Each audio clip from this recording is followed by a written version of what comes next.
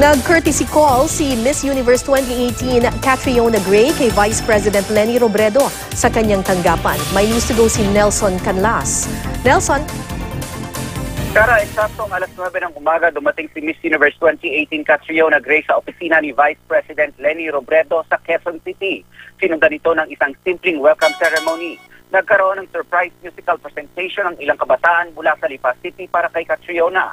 Sa kanyang welcome speech, sinabi ni VP Robredo na ito na raw ang pagkakataon para sabihing proud sila kay Catriona. Hindi lang dahil napanalunan nito ang corona, kundi ipinakita raw nito ang best ng Pilipinas.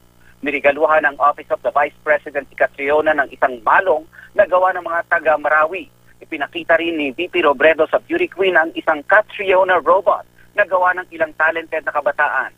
Nagpasalamat naman si Catriona kay VP Robredo at sa mga dumating.